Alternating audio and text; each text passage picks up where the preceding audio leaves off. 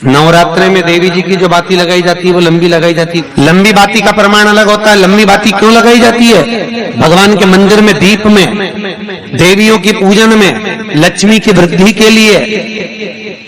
कौन से देवता के यहाँ लंबी बत्ती लगती है और कौन से देवता के यहाँ गोल बत्ती लगती है, उसका भी प्रमाण वर्णन। किसी देवी की पूजन करो तो लंबी बत्ती आती है, कुल देवता की पूजन करो तो लंबी बत्ती आती है। किसी मंदिर में किसी देवता को लगाने जाओ तो गोल बत्ती लगती है, उसका भी प्रमाण है। लंबी बत्ती जहां लगाई है, अगर लक्ष्मी के सामने लगाई है तो लक्ष्मी की लंबाई बढ़ती है, लक्ष्मी की वृद्धि बढ़ती है। अगर कुल देवता के नाम की लगाई है तो वंश की वृद्धि होती है। इसलिए हमारे यहाँ अमावस्या पूनम को जो पाटे माटे भराते हैं उसमें गोल बत्ती नहीं लंबी लगाई जाती है, जिससे हमारा वंश बढ़े। नवरात्रे में देवी जी की जो बाती लगाई जाती है वो लंबी लगाई जाती है, गोल नहीं। क्यों? क्योंकि जिससे माँ हम पर कृपा बनाकर रखे, हमारा वंश खूब बढ़े, हमारे यहाँ लक्ष्मी की वृद्धि हो। स्थिर बाती, गोल बाती लगाई जाती है ब्रह्मा के मंदिर में, इंद्र के मंदिर में, देवता के मंदिर में। तुलसी के सम्मुख में लंबी बाती नहीं लगती, तुलसी के सम्मुख में गोल बाती लगाई जाती है, जिससे स्थिरता का भाव केंद्रित।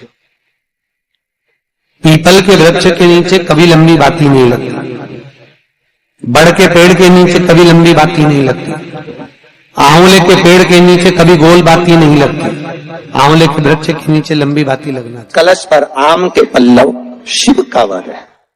किसका वर है ये? शंकर। 11 आम के जो पत्ते जिस डाली में लगे होते हैं, वो डाली कोमल सी डाली, 11 टुकड़े महाराज एक कच्चे सूत से लपेटकर 11 बार उसका भाग, जब उसको लपेट लोगे इस तरह से इकट्ठा करके, आगे का जो भाग है 11 बार कच्चा सूत लपेटने के बाद जो भाग पीछे का आगे का कोई भी हो, उसको शहद में डुबाकर शिव जी को समर्पित कर दो। किस जगह पर रखना है? अशोक सुंदरी वाली जगह। अशोक सुंदरी की जगह जानते हो आप लोग? उस जगह पर शहद का मुख, जो शहद आपने भिंगोया है, उस शहद का मुख शंकर जी की ओर कर इसी चैत्र के महीने में, इन्हीं नवरात्रि में शंकर भगवान की उस अशोक सुंदरी की जगह पर शहद का भाग शिव जी की ओर रख दें। महाराज, अगर घर में संपदा की कमी हो या कोई पैसा खा गया हो, रुपया नहीं दे रहा हो, पैसा अटक गया हो, तो उस शहद को शिव जी की ओर मुख कर उस आम के पल्लव की जो डंडी है उसको 11 डंडी को वहां रख दीजिए और उससे अपनी कामना कर आ जाइए। हो सके उस शहद में से थोड़ा सा शहद किसी रुमाल पर, किसी कपड़े में लगाकर उसको रख लीजिए। जिस व्यक्ति से पैसे लेना है, जिस व्यक्ति से पैसे मांग रहे हो, उससे एक बार जाकर मिल लीजिए, एक बार उसको खबर कर दीजिए। बाबा चाहेगा भोलेनाथ तो नवरात्रि में ही पैसा वापिस आ जाएगा, अगर शिव कृपा कर दे। ये बाबा की करुणा। सिंचन करना मतलब मालूम है आप लोगों को? जम के बोलो जरा, मालूम है ना? हाथ में लेकर फिर सिंचन। सिंचन कहां कहां किया जाता है, आपको ध्यान में है इस चीज का? हिंदू धर्म में कुछ जगह ऐसी है जहां पर पानी का सिंचन किया जाता है। एक, जब नवरात्रे में माता रानी जगदम्बा के जवारे बोए जाते हैं तब जल नहीं डाला जाता, सिंचन किया जाता है। किसी भी कुल देवी देवता के नाम का, देवी देवता के नाम का, तीज माता के नाम का, चौथ माता के नाम का, जिसका भी जवारा बोते हैं उसमें जल नहीं डाला जाता, उसमें जम के बोलिए सिंचन किया जाता। सिंचन का मतलब आप लोगों को मालूम होगा, पहले मालूम होगा सिंचन का क्रम क्यों है। जल डालने से लक्ष्मी स्थिर होती है, पर सिंचन करने से वंश और लक्ष्मी दोनों बढ़ती है। इसलिए हमारे यहाँ कुल देवी देवता का सिंचन का भाव वर्णन किया गया। सिंचन 3 जगह पर होता है। एक, जवारे में। दूसरा, जब घर में बीमारियां बढ़ रही हो और लक्ष्मी नहीं आ रही हो तो सिंचन किया जाता है। घर के मटका, परिंदा जो होता है ना, पानी का स्थान, उसके पास में एक लोटा रात्रि को भरकर रखा जाता है। सुबह उस लोटे का पानी उठाया जाता है और घर के बाहर झाड़ू लगाकर उस पानी से सिंचन किया जाता है। वो लक्ष्मी की वृद्धि करता है। पहले के जमाने में बुजुर्ग जो माताएं, हमने जब एक बार जोधपुर के आगे फलोदी राजस्थान में कथा करी तो वहां पर भी हमने देखा कि वहां पर भी बुजुर्ग बुजुर्ग माताएं झाड़ू लगाने के बाद घर के अंदर से पानी लाती हैं, ओटले के बाहर उसको सींचती हैं। सींचन लक्ष्मी की वृद्धि देता है, रोग से मुक्ति देता है। तीसरा सींचन का क्रम, जब किसी तीर्थ में जाएं,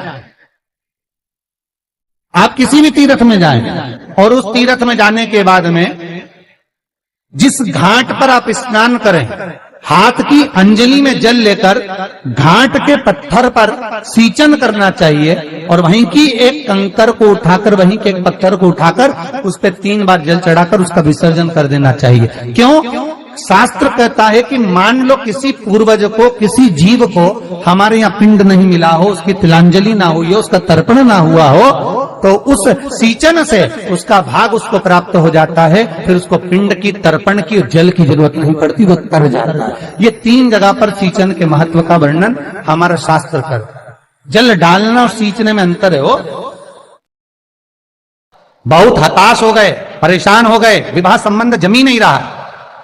किसी भी बुधवार के दिन तांबे के कलश में चने की दाल को भर लीजिए, किसी भी बुधवार, और तांबे के कलश में चने की दाल को भर लो, उसमें 2 गोल सुपारी रख लो, पूजन वाली सुपारी रखकर 2 सिक्के उसमें रख लो, पीले कपड़े से मुख बांध दो, उसका पूजन करो बुधवार के दिन भी, और गुरुवार के दिन उसका पूजन स्नान करने के बाद करना। पर घर में किसी से बात मत करना, मुख से शब्द मत बोलना, मुख झूठा मत करना। पूजन करने के बाद उल्टे हाथ पर कलश को रखकर सीधे हाथ से ढककर कोई ब्राह्मण के घर में जाकर साथ में किसी को ले जाओ, बिना बोले, बिना बात करे, बिना कहे, साथ जाकर ब्राह्मण का दरवाजा बजा दे, बात कर ले और में गया वो, पर तुम्हें नहीं बोलना है। और वो कलश ब्राह्मण की अपनी कामना कर कर वो कलश का दान दे दिया जाए। महाराज ज्यादा से ज्यादा 4 महीना, 3 महीने के अंदर विवाह संबंध पक्का हो जाता है। विवाह से चने की दाल का दान कोई सहज नहीं है।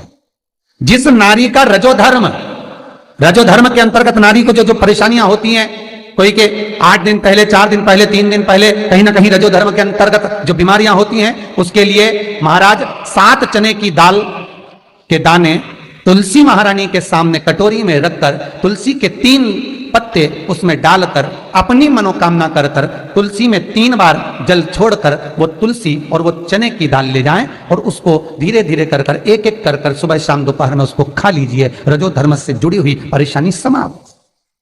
कोई सहज नहीं है महाराज। चने की दाल को स्वर्ण दान का भी भाव कहा गया। हमारे हिंदू धर्म में चने की दाल को स्वर्ण दान भी करते हैं। जो व्यक्ति स्वर्ण दान नहीं कर पाता वो चने की दाल का दान कर देता है, तो स्वर्ण दान के बराबर मान्य महाराज। फिर निवेदन करा, चने की दाल का व्याख्यान वर्णन फिर किया गया।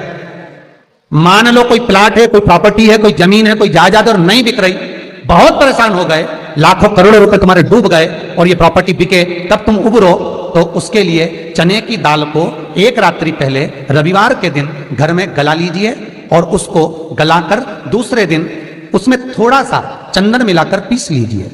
पर पीसना आपको मिक्सर में नहीं है, पीसना आपको सिलबट्टे पर, चकोटी पर जो आपके यहां उससे उसको पीस लीजिए।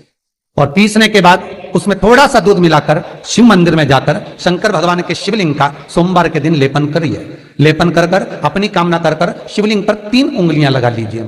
अपनी कामना कर कर जो 3 उंगलियां आपने लगाई है, उंगली हटाते समय चंदन के लेपन को जो लगाया आपने, चने की दाल का लेपन, स्वर्ण का लेपन, उसको हम कहते हैं स्वर्ण लेपन, उसको लेकर आ जाइए महाराज। उसको थोड़ा सा लेकर आ जाओ, एक किसी भी फूल में उसको लगाकर जो जमीन, जो प्रॉपर्टी, जो जगह बेचना है वहां पटक दीजिए महाराज। उसके ग्राहक आना चालू हो जाएंगे और वो प्रॉपर्टी शीघ्र बिक जाएगी। अपनी कामना के अनुसार बिकेगी कि कितने में आपको बेचना, अपने अनुसार।